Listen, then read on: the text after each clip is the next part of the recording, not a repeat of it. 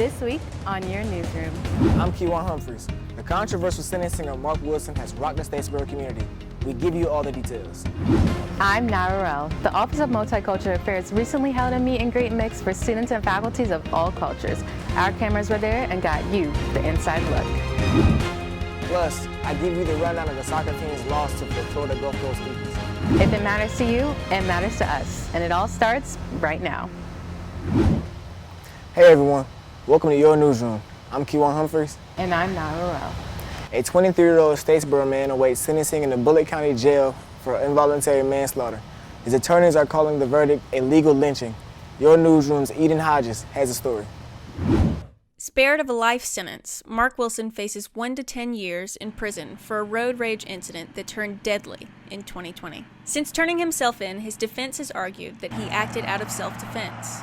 He shot at a pickup truck full of teens shouting racial slurs, trying to run Wilson off the road. This case has been argued as a stand your ground case, as a self-defense case. Can Black people defend themselves under the state law? 17-year-old Haley Hutchison was struck in the head and killed. Wilson was indicted on felony murder, 5 counts of aggravated assault, and for possession of a firearm during the felony.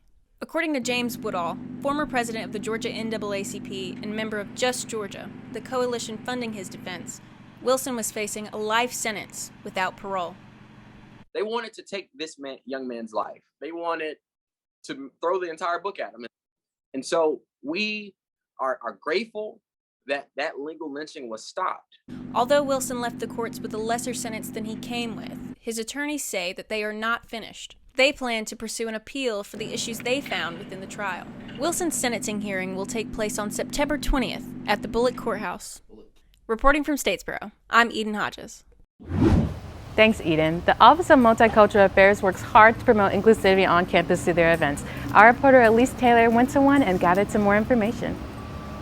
The goal of the Office of Multicultural Affairs is to contribute to an inclusive learning environment for students and celebrate cultural diversity. The OMA hosts a meet and greet for students to connect with other students and faculty to build the community. At this event, students were given a question on a slip of paper to start the conversations with others. This event also offered a variety of food and music for attendees to enjoy. Tables were set out to encourage communication, and many students made friends at this event.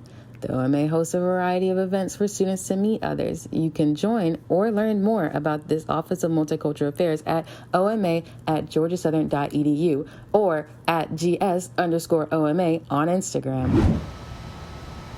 The Georgia Southern men's soccer team faced a hard loss to the Florida Gulf Coast Eagles.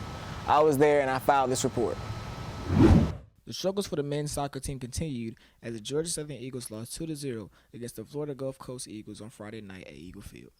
The Eagles dropped to 0-4 following Friday night's match, and I was able to catch up with Coach John Murphy after the game.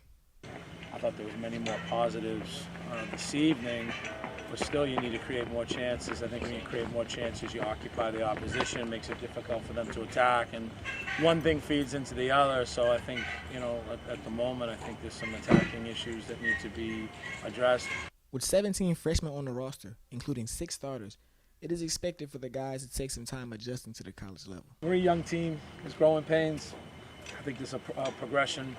It was definitely better than the previous games, and we're moving in a direction, and that's the way we have to look at it. There's no other way to look at it. The men's soccer team wasn't the only sports team at Georgia Southern in action.